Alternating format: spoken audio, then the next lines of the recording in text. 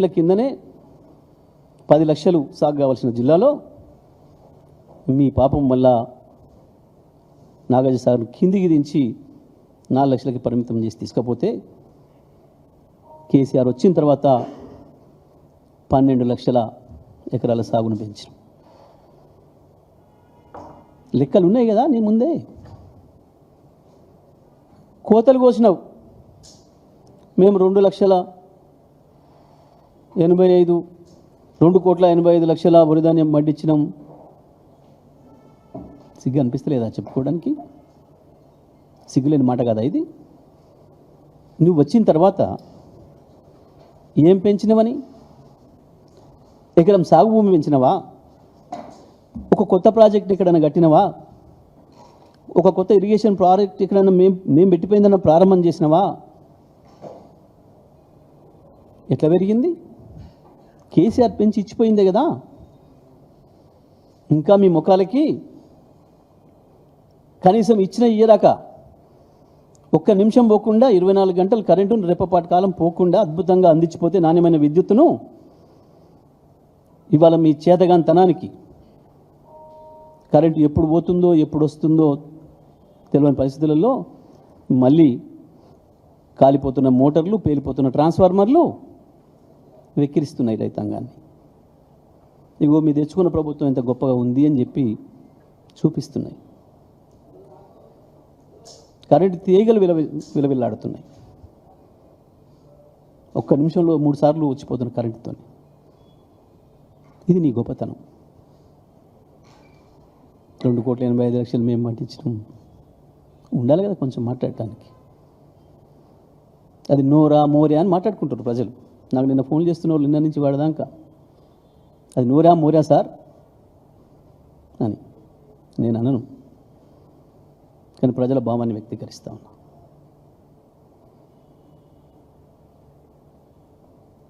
మాట్లాడేటప్పుడు సోయి ఉండాలి, వెనక ముందు చూసుకోవాలి.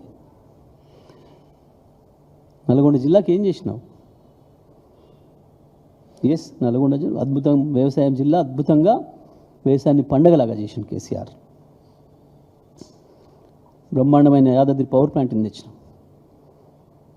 చేసి వచ్చినావు కదా ప్రారంభం. మొన్న నీ మంత్రి అంతకుముందు నీలిగిండు, నేను వస్తే రద్దు చేస్తా పవర్ ప్లాంట్ను.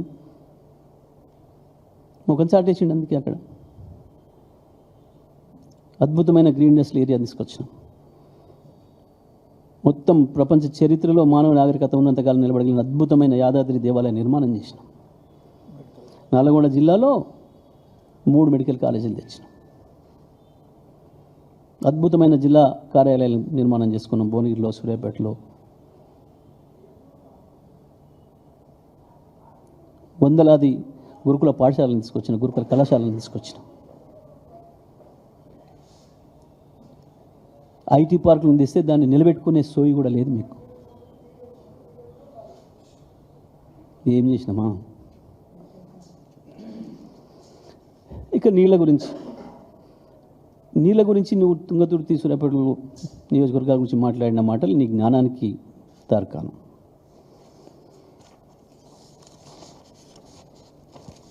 రెండు 2019 అక్టోబర్లో కేసీఆర్ గారు హైవే పైన, విజయవాడ హైవే పైన కాళేశ్వరం జలాలకి హారతి ఇచ్చిన సందర్భం. హుజూర్ నగర్ పోతూ కాళేశ్వరం జలాలకి.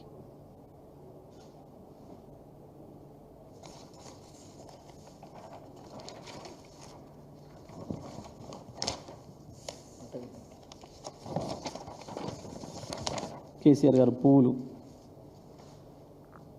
చల్లుతున్న సందర్భం ఇది 2019. ఆ తర్వాత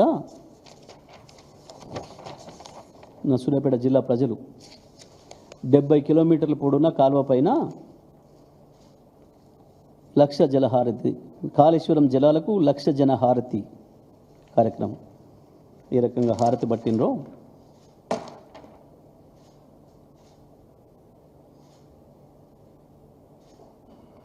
రేవంత్ మాట్లాడేటప్పుడు తెలుసుకొని మాట్లాడు. నీ గౌరవాన్ని నువ్వే తీసుకుంటున్నావు, ఎవడు తీయడు. ఇప్పుడు నేను వాస్తవాలు మాత్రమే చూపించిన. ఇవన్నీ వరుసగా 4 సంవత్సరాలు అద్భుతమైన పంటలు పండించుకుంటే మళ్ళీ ఎండబెట్టినావు కదా, ఎండిపోయిన ఫోటోలు 2 పంటలు ఎండబెట్టినావు. నీ దుర్మార్గపు రాజకీయాల వల్ల కాళేశ్వరం కూలిందని, కాళేశ్వరం ఏదో అయిందని, కుట్టుకపోయిందని చెప్పి అబద్ధాలు చెప్పి కాళేశ్వరం పంపులు ఆన్ చేయకుండా దుర్మార్గంగా 2 పంటలు ఎండబెట్టి ఇవాళ నిస్సిగ్గుగా అబద్ధాలు మాట్లాడుతున్నావు. ఆగమాగం చేసినావు కదా రైతు వ్యవసాయాన్ని ఈ రాష్ట్రంలో. ఏంది గొప్పలు చెప్పుకుంటున్నావు? ఏందో 9,000 కోట్లు వేసినా అని బిడ్డ 27,000 కోట్లు నువ్వు బాకీ రైతాంగానికి, తెలంగాణ రైతాంగానికి. రైతు బంధు బంద్ అయిపోయింది, భరోసా అడ్రస్ లేకుండా పోయింది. ఇప్పటికి 3 టర్ములు బాకీ ఉన్నావు. నువ్వు ఇవాళ వేసింది ఎన్నికల కొరకు వేసిన రైతు బంధు 9,000 కోట్లు పోయిన సంవత్సరం ఇవి. తెలంగాణ రైతులోకం కూడా గుర్తుపెట్టుకోవాలి, మనకున్న బాకీ ఇంకా 19,655 కోట్లు. రేవంత్ రెడ్డి మొత్తం ఇయ్యలే నువ్వు. రైతు భరోసా ఇంకా 19,500 కోట్లు బాకీ ఉన్నావు. నువ్వు యాసింగిది ఇప్పుడు వానకాలం వెయ్యాలి. నువ్వు జబ్బలు జరుచుకొని గొప్పలు చెప్పుకున్నది మాత్రాన రైతుల కడుపు నిండదు. వాళ్ళ జేబులలో పైసలు పడతాయి కదా. నువ్వు ఎన్నికల డ్రామా, ఎన్నికల స్టంట్లు బాగా చేసినావనే సంగతి తెలుసు. ఇవాళ రేషన్ కార్డులు అందుకే పంపిణీ చేస్తున్నావనే సంగతి తెలుసు.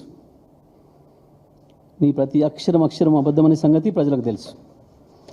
తుంగతుర్తి నల్గొండ జిల్లాలో నీవు నీ కాంగ్రెస్ని పాత తెలుగుదేశంలో కలిసి నాశనం చేసిన జిల్లా. ఏముండే ఆనాడు? ఎన్నికలు వస్తే కొట్లాటలు, కేసులు, హత్యలు, ఊరుకు 4 సమాధులు తప్ప, ఆ సమాధుల చుట్టూ పెరిగిన కంప చెట్లు తప్ప నా తెలంగాణ, నా నల్గొండ జిల్లా పల్లెల్లో ఎన్నడూ వెలుగు లేదు. మేము వచ్చినాక కదా ఇవాళ ప్రతి పల్లె వెలుగుతో నిండిపోతుంది.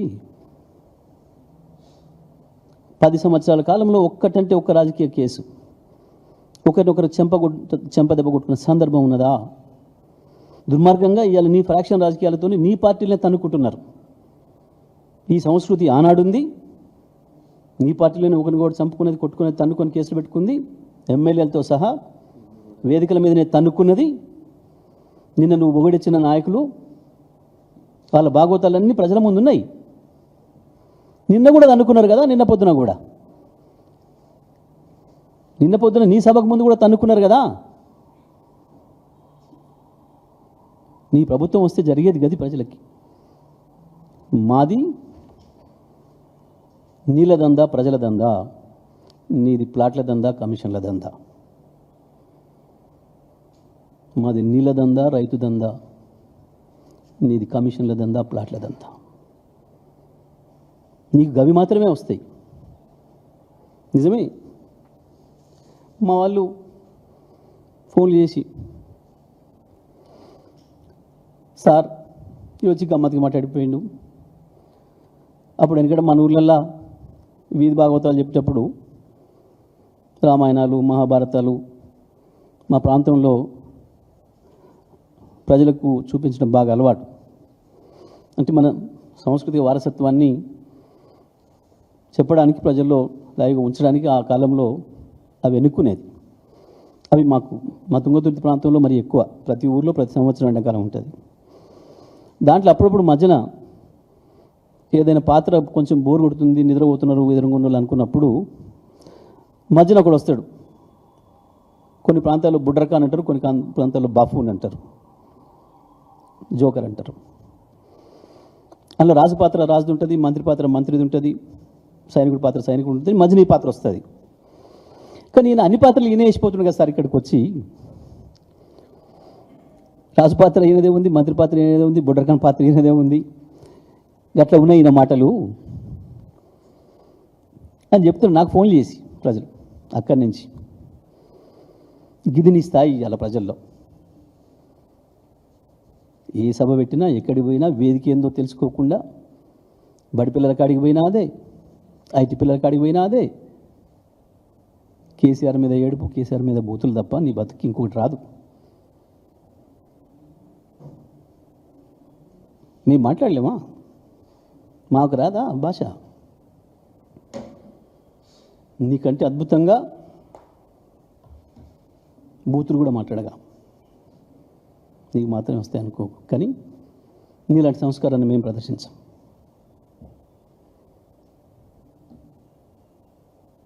ఎందుకు అబద్ధాలు? ఏం తెచ్చినావు? నీళ్ళు తెచ్చినావా? 3 రోజుల్లో ఇస్తావా? ఒకడేం దేవాదుల నుంచి ఇస్తా అంటాడు. ఓ మతి లేని మంత్రి నీళ్ళకి ఇచ్చిండ్రు. మతి లేదు, శుతి లేదు, ఒక్కరికి సోయి లేదు. మంత్రివర్గం మంత్రి నుంచి మొదలు పెడితే మంత్రిని పెద్దపల్లి, రామగుండం, హుజూరాబాద్, ఉమ్మడి వరంగల్ జిల్లా, ఉమ్మడి నల్గొండ జిల్లా కనుక నీళ్ళు ఇస్తే కదా కేసీఆర్ వచ్చి నీళ్ళు ఇచ్చినాకనే కదా బతికింది. మరొక వైపు మల్లన్న సాగర్, కుండపోచమ్మ, బసవాపూర్ వరకు నీళ్ళు ఇస్తే కదా వ్యవసాయం పెరిగింది. 10 ఏళ్ళు ఏం చేసినావు? ఇవాళ 3 రోజులు ఇస్తానంటూ మాట్లాడుతున్నావు. నీ అజ్ఞానం. గత 5 సంవత్సరాలు వరుసగా నీళ్ళు ఇస్తే అద్భుతంగా వ్యవసాయం పెరిగింది, లక్షలాది ఎకరాలు పెరిగింది. ఇప్పుడు ఆ నీళ్లను నువ్వు ఏదైతే కొట్టుకపోయింది అని చెప్పి పదే పదే నువ్వు, నీ మంత్రివర్గ సహచరులు, నీ దోస్తులైన బీజేపీ పార్టీ, నీ దోస్తులైన చంద్రబాబు పార్టీ మాట్లాడుతున్నారో అది అసత్యం. నేను నిన్న సందర్శించిన ఎక్కడ ఏది కొట్టుకపోలేదు, ఒక్కటి కూడా పోలేదు, అన్నీ సిద్ధంగా ఉన్నాయి. మా చేతికిస్తే, కేసీఆర్ చేతికిస్తే 3 రోజుల్లో నీళ్ళు తీసుకొస్తామని చెప్పి నేను ఏదైతే చెప్పినో, కాళేశ్వరం సాక్షిగా, ముక్తేశ్వరం స్వామి సాక్షిగా ఏదైతే చెప్పొచ్చినో ఆ మాట మీద మళ్ళీ నిలబడుతున్న రేవంత్ రెడ్డి, నీకు చేతనైతే అప్పచెప్పి చూడు, 3 రోజుల్లో నీళ్ళు ఇస్తాం. నువ్వు మాట్లాడిన ఏ ఒక్క ప్రాజెక్టు కొట్టుకపోలేదు, ఒక పిల్లర్ కూడా పోలేదు, దాని పెంచు ఒక చిన్న పెచ్చు కూడా పోలేదు, అన్నీ ఉన్నాయి. అన్ని ప్రాజెక్ట్ కట్టల మీద నేను తిరిగి వచ్చినా నిన్న మొన్న. మేము ఆ మాట మీద సిద్ధంగా ఉన్నాం. ఉరి తీయాలి అన్నవు చూడు, నీ ఉరిని కూడా మేము కోరుకోవడం లేదు, నీ ఉరిని కూడా మేము కోరుకోవడం లేదు. నీకు చెప్పు దెబ్బ, చెంపదెబ్బ అని కూడా నేను కోరుకోవడం లేదు. అదే కాళేశ్వరం ప్రాజెక్ట్ బ్యారేజ్ మీద నిలబడదాం. అది మేడిగడ్డ, అది సుందిల్లా, అది అన్నారం, ఎక్కడైనా ఏం లేదు. అది కన్నెపల్లి పంప్ హౌజా, అది సుందిలలో ఉన్న సరస్వతి పంప్ హౌజా, లేదా ఎల్లంపల్లి దగ్గర ఉన్న పంప్ హౌజా, లేదు ఆసియాలోనే నెంబర్ 1 అయిన బాహుబలి పంప్ హౌజులు, నందిమేడారం పంప్ హౌజా, లేదా గాయత్రి పంప్ హౌజా లక్ష్మీపురం దగ్గర, ఎక్కడికైనా పోయి నిలబడదాం, ఎక్కడైనా చర్చ పెడదాం. మిడ్ మారేదాక ఇవాళ లక్షలాది క్యూసెక్కుల నీళ్లు ప్రాణహిత నుంచి వస్తుంటే, ముక్తేశ్వర స్వామి కాళ్ళ ముందు నుంచి ఏ కన్నెపల్లి పంప్ హౌస్ అవుతుందో దాన్ని తట్టుకొని పోతుంటే, పైన ఎండిపోయిన గోదావరి కనపడుతుంటే అక్కడ రైతుల కడుపులు మండుతున్నాయి. అవన్నీ మంచిగానే ఉన్నాయి. స్విచ్ ఆన్ చేస్తే నీళ్లు పోయడానికి సిద్ధంగా ఉన్నాయి. నువ్వు కావాలని దుర్మార్గంగా వదిలిపెట్టినా, ఆ పంప్ హౌజుల చుట్టూ, గెస్ట్ హౌజుల చుట్టూ తుమ్మ చెట్లు మొలిసేటట్టు చేసినా, అవి మాత్రం ఆన్ చేస్తే నీళ్ళు పోయడానికి సిద్ధంగానే ఉన్నాయి, రైతాంగాన్ని కాపాడడానికి సిద్ధంగానే ఉన్నాయి. కేసీఆర్ పెట్టిన ప్రతి ఒక్కటి కేసీఆర్ చేతికి అప్పచెప్పితే నీకు చేత కాకపోతే మేము నీళ్ళు తెస్తామని చెప్పినాం. నేను ఆ మాట మీద ఉన్నా. నిన్ను నేనో చెంపదెబ్బ కొట్టి ఎక్కర్లేదు. ఎక్కడికి పోతామో అక్కడ ఒక రైతును పిలుద్దాం. నేను చెప్పింది అబద్ధం అయితే నేను సిద్ధంగా ఉన్నా చెంపదెబ్బ కొట్టడానికి. నువ్వు నీ మంత్రులు ఎవరైనా సిద్ధంగా ఉన్నారా? రండి ఎవరైనా. నువ్వు నీ మంత్రులు ఎవరైనా పంపినా ఏం లేదు. నేను నువ్వే రా అని కూడా నేను అడగటం లేదు. నీ మంత్రినైనా పంపు, ఆ రైతు పక్కనున్న రైతును పిలిచి ఎవరిని చెంపదెబ్బ కొడతారో కొట్టమందాం. నేను ఇంత మర్యాదగా చెప్తున్నా. చాలామంది ఎదురు చూస్తున్నారు బయట నీ భాషలో మాట్లాడమని, కానీ నేను మాట్లాడతలేను. నేను నీ స్థాయికి దిగజాలను. నేను ఇవాళ ప్రతి అక్షరం నువ్వు నిన్న మాట్లాడిన దాంట్లో ఉన్న తప్పుల మీద నేను మాట్లాడినా. చేతనైతే దీనికి వివరణ ఇస్తావా, నువ్వు ఇస్తావా, నీ మంత్రి ఎవరిని ఇస్తారా మాట్లాడమని. నువ్వు నేర్పిన బూతులు మాట్లాడడం కాదు చెప్తున్నా. రేపు ప్రజల ముందే పెడుతున్నా. సూర్యాపేట తుంగతుర్తి రైతాంగంతోనే ప్రారంభం చేస్తూ ఉన్నా. ఏడాదిని అర్థంగా మీరు మాట్లాడుతున్న మీ భాగవతం అంతా కూడా బయట పెడతా. మీరు మాట్లాడిన ప్రతి అక్షరం మీకు తోడు దొంగలుగా ఉన్న కొద్దిమంది పుంకాలుగా రాస్తున్న వేల పేజీలు అబద్ధం అనే విషయాన్ని నిరూపిస్తున్నాం.